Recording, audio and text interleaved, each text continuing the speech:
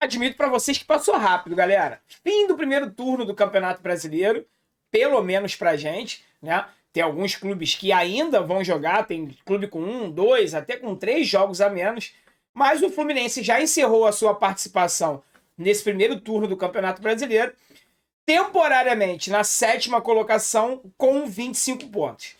Então, nesse vídeo de hoje aqui, eu vou te fazer um resumão do que foi o primeiro turno de forma coletiva, digamos assim, tá? Que nessa semana ainda eu vou lançar uma série aqui no canal avaliando individualmente cada atleta do Fluminense em comparação com os 5 melhores do Campeonato Brasileiro, para a gente poder tentar enxergar qual é a nossa maior deficiência nesse elenco, tá? Para ver o que a gente pode sugerir de melhorias e tudo mais. Mas nesse vídeo aqui eu vou trazer alguns fatos gerais, analisar de forma macro a equipe e fazer uma comparação com alguns números em relação ao primeiro turno do ano passado. Afinal de contas, o Fluminense no segundo turno, ele repetiu a mesma campanha que ele fez no primeiro turno, né? Agora eu fiquei na dúvida se ele conquistou um ou 2 pontos a mais, mas foi muito próximo que o Fluminense fez no segundo turno o que ele fez no primeiro. Só que esse ano não pode ser assim, tá? Esse ano o nosso desempenho ele vai precisar melhorar no segundo turno se a gente quiser conquistar a mesma pontuação e a mesma vaga que nós conquistamos. Quando eu falo ano passado, temporada passada, né? Em 2020, tá legal? Antes disso, galera, para não perder o costume, vou pedir para, se você não for inscrito, se inscreva aqui no canal, dá essa força pra gente aí, deixa o seu like. Vocês já estão metralhando no like, galera, então eu agradeço demais aí a ajuda de vocês. Sigam o nosso Instagram, porque lá tem algumas promoções exclusivas, eu consigo interagir melhor com vocês e vocês me ajudam a crescer as redes sociais do canal, que é muito importante, tá? E rapidinho, vou pedir para você aqui no link que tá aqui na descrição desse vídeo e baixar o OneFootball. Tá chegando agora a reta final da Copa do Brasil, da Libertadores, que infelizmente a gente não tá. Segundo turno do Campeonato Brasileiro. Coloca o Fluminense lá como teu clube favorito, ativa as notificações que você recebe tudo sobre o Flusão na palma da tua mão e de graça, sem custo nenhum. Então clica no link que tá aqui e baixa o OneFootball, tá legal, galera? Bom, vamos lá, pessoal. Seguinte. Tivemos alguns problemas no primeiro turno desse Campeonato Brasileiro, né? Alguns problemas importantes e eu considero o principal deles o comandante que estava no banco de reserva, né? A pessoa responsável por tocar essa equipe do Fluminense. Vocês sabem quem é, né? Eu não gosto nem muito de falar o nome dele não, porque isso me traz recordações ruins. Como treinador, eu cheguei a falar isso aqui, na verdade eu cometi um erro, né? Que o Roger tinha deixado de ser ídolo do Fluminense pelo gol da Copa do Brasil. Não, eu falei bobagem. O Roger, como jogador, fez o gol do único título da Copa do Brasil que nós temos. Então isso jamais será apagado, independente do que ele tenha feito como treinador. Agora, como treinador, eu estava conversando com os amigos esse final de semana e cheguei a colocar o Roger aí como um dos piores treinadores do Fluminense nos últimos anos.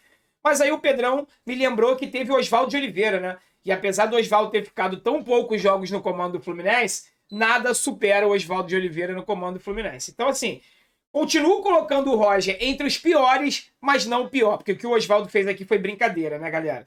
Então, assim, vou elencar aqui alguns problemas e algumas coisas boas que aconteceram nesse primeiro turno para a gente poder comentar, tá? Primeiro, o Fluminense ficou muito dividido no Campeonato Brasileiro entre a Libertadores e a Copa do Brasil, né? Comparando com o ano passado, o Fluminense já tinha sido eliminado de forma precoce na Copa do Brasil e o Odair só jogava uma vez por semana, praticamente, foco total no Campeonato Brasileiro.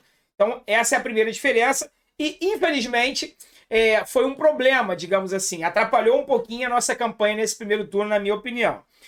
Um outro fato importante que a gente pode destacar aqui é que os jogadores que foram a diferença no ano passado, principalmente o Nenê, esse ano, nesse primeiro turno, quando eu falo esse ano, galera, esquece o ano 2021. Essa temporada, esse Campeonato Brasileiro, tá? O Nenê, que nos ajudou muito no ano passado, muito mal. Os veteranos, muito mal de uma forma geral, né? O Fred só marcou 2 gols em 12 jogos, ou seja, dos 19 jogos do Fluminense no primeiro turno, o Fred só jogou 12 e marcou apenas 2 gols. Já o Nenê entrou em campo 15 vezes, dos 19 o Nenê jogou 15 e só marcou 1 gol. Ou seja, foi um fato também que nos atrapalhou bastante em comparação ao Campeonato Brasileiro do ano passado. Em compensação, nós tivemos o reforço do André, né? O André é uma grata surpresa. O Fluminense contratou o Nonato para a posição de volante e a torcida tinha a expectativa do Nonato explodir. Na verdade, quem explodiu foi o André. dando uma qualidade muito grande. O André não começou no Campeonato Brasileiro, ele já jogou contra o Barcelona de Guayaquil, infelizmente não conseguiu nos ajudar, mas foi um baita reforço inesperado, digamos assim, vindo de Xerém, não só para o primeiro turno, mas para o restante da temporada, tá? O Fluminense, nesse Campeonato Brasileiro, ele igualou o número de vitórias fora de casa que teve o time do ano passado, o time do Odair. Tá? O Fluminense conseguiu 3 vitórias fora de casa, com essa vitória contra a Chapecoense, então empatou em número de vitórias fora de casa com o do ano passado, com a da temporada passada. Só que, galera, essa é uma notícia boa, né? Opa, então estamos animados, estamos no caminho certo. Pois é. Só que o time na temporada passada, ele venceu muito mais jogos fora de casa. O Fluminense empatou demais nesse Campeonato Brasileiro. E na temporada passada, Campeonato Brasileiro 2020, nós terminamos o primeiro turno com 32 pontos, ou seja, 7 pontos a mais do que a gente está agora, e o Fluminense terminou aquele primeiro turno na 4ª colocação. Hoje, o Fluminense tem 25 pontos na 7ª colocação. Mas eu quero deixar claro para você, galera, que nós estamos a 3 pontos do G6, tá? Então, assim, eu considero, porque pelo tudo que a gente passou no primeiro turno, que a nossa colocação é muito boa, sim.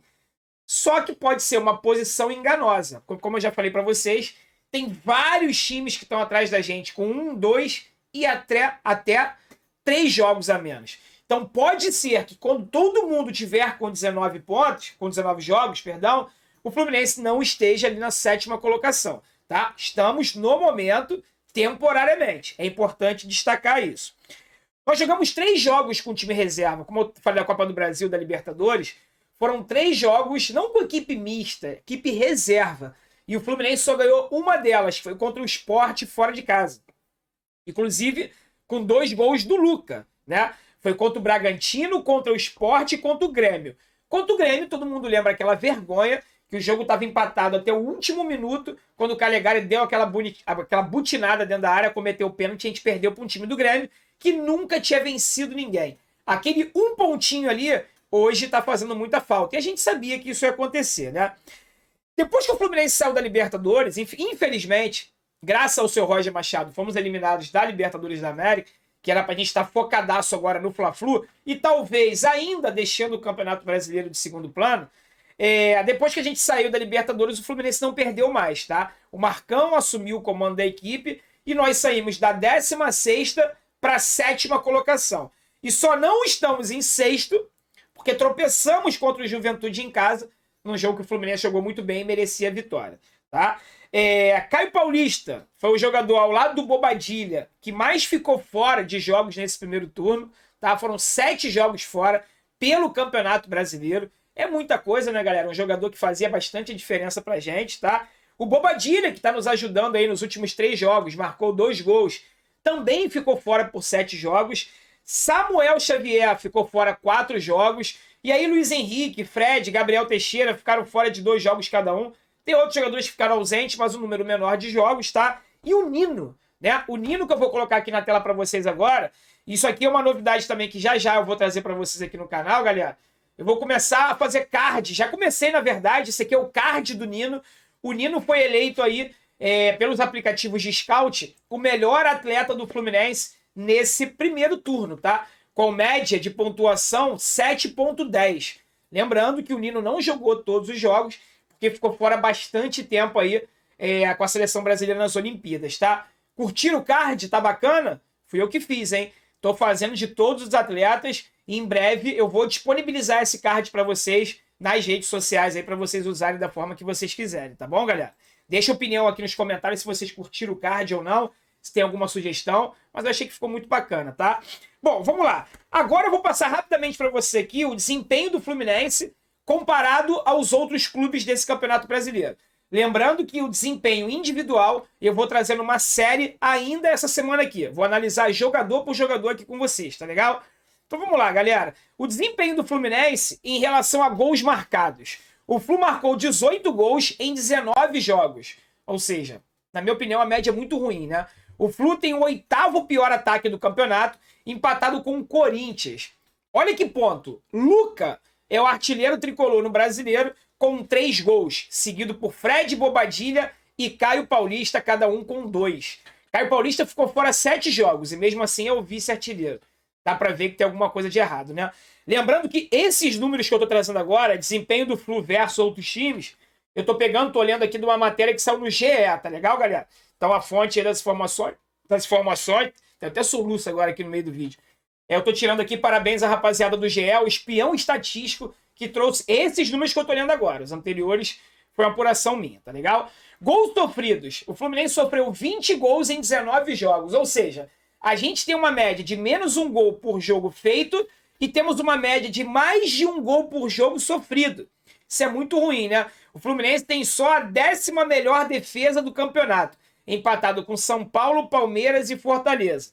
Por isso que eu falo, essa nossa posição em 7º lugar, ela pode ser meio ilusória, tá? Quando todos os jogos rolarem e todo mundo tiver 19 jogos, eu vou torcer muito pra gente continuar em 7º e até subir na tabela. Afinal de contas, a gente está a 3 pontos do G6. Mas eu acho que qualquer coisa até o 10º lugar será uma posição muito honesta porque a gente fez no primeiro turno, tá? Finalizações. O Fluminense fez 179 finalizações, média de 9,4 por jogo. O Fluminense é o segundo que menos finaliza no campeonato. Só à frente, acredite se quiser, do Atlético Goianiense. Aí eu pergunto a vocês, como é que vai fazer gol se não chuta? Né? Como minha mãe fala, se não chutar não sai gol. Tem que chutar, né? Chutar de qualquer lugar, mas tem que chutar. Entre os tricolores, Fred é quem lidera a estatística com 18 finalizações, seguida por Iago e Caio Paulista, ambos com 17. Aqui, honras ao mérito aí pro Iago, tá? Que eu sempre elogio bastante o Iago. É o jogador que mais finaliza no time do Fluminense. Aqui não, né? Tá mostrando aqui o Caio Paulista, galera, que tá fora 7 jogos. Isso aqui é um grande exemplo, tá? O Caio Paulista ficou fora 7 jogos e é o segundo jogador que mais finaliza no time do Fluminense. Alguma coisa tem errado, né? Ninguém chuta nesse time. E o aproveitamento do Fred muito ruim também. 17 finalizações para 2 gols. Péssima média do Fred, né? Assistências. Com 13 assistências no turno, o Fluminense é só o 10º com mais assistências no campeonato. Danilo Barcelos, olha isso. Danilo Barcelos é o maior garçom com 3 passes para gol, seguido por Egídio e Iago, ambos com 2. Quando a gente olha esses números, galera, a gente entende por que de uma performance tão ruim na maior parte do primeiro turno, né? Olha os jogadores que são destaques nesse time. Posse de bola, com média de 48%, e eu já te digo, já te adianto, isso cresceu demais depois que o Marcão assumiu, tá? Se o Roger tivesse ficado até agora, além da gente estar na zona do rebaixamento, talvez só à frente da Chapecoense, a nossa média, que essa percentual que eu vou falar para vocês aqui, eu já falei agora de 48%, seria mais baixo ainda, tá? O Fluminense foi o 5º time com menor posse de bola no turno, só à frente de Ceará, Sport, Juventude e Chapecoense, né? Complicado. O que ganha jogo não é ter posse de bola, mas quanto mais posse de bola você tem, mais chances você tem de criar jogadas e menos risco você vai correr, já que a bola está contigo e não com o adversário, né? Desarmes.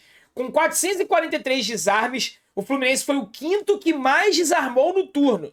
Isso aqui é um número bom, ok? Ficando só atrás de Palmeiras, Bragantino, Inter e Chapecoense. Iago é o líder de desarmes do time com 54 desarmes, seguido por Martinelli com 50 e Egídio com 35, tá? O André não aparece nessas estatísticas aqui porque o André chegou há pouco tempo. Quando eu digo chegou, entrou no time há pouco tempo, né? Faltas cometidas. Com 274 faltas, o Fluminense foi o 10º time que mais cometeu faltas no campeonato. Fred, ele mesmo, Fred, é o mais faltoso do time com 24 infrações, seguido por Samuel Xavier, Samuel Xavier com 25, Nino com 21 e Gabriel Teixeira com 20. Gabriel Teixeira, porque ele jogava muito como secretário de lateral, tinha que voltar bastante para marcar, por isso que ele está nessa estatística aqui, tá? Cartões. Com 34 amarelos e 1 vermelho, o Fluminense é o 4º time com o menor número de cartões no campeonato. Só atrás do Clube da Lagoa, Corinthians e América Mineiro. Nino, Iago e Abel Hernandes foram os que receberam mais cartões do árbitro, sendo 4 para cada um. O Abel, como atacante, receber 4 cartões está meio desproporcional isso aqui, né? Comparado com os volantes e os zagueiros. Pênalti. Com 3 pênaltis, o Fluminense foi o 5º time que mais cobrou penalidade no turno, empatado com Corinthians, Chapecoense, Atlético Mineiro e América Mineiro, e atrás de Santos, Grêmio e Fortaleza com 4, né? E Internacional com 6. 6 pênaltis marcados a favor do Inter nesse primeiro turno do Campeonato Brasileiro. Tá legal, galera? Bom, esses são os números do Campeonato Brasileiro, do primeiro turno do Campeonato Brasileiro que eu trouxe para vocês. Algumas coisas eu apurei, outras coisas eu tirei aqui do espião estatístico do GE, tá? Espero que vocês tenham gostado. Curtiram o nosso card? Deixa aqui nos comentários também. Se você não se inscreveu no canal depois de assistir esse vídeo, espero que você tenha gostado do conteúdo, espero que você se inscreva. Deixe o seu like também, é importante para o YouTube poder recomendar aqui o nosso trabalho, tá bom? E vejo vocês mais tarde no próximo vídeo, beleza, galera? Então fiquem com Deus, um forte abraço e saudações tricolores.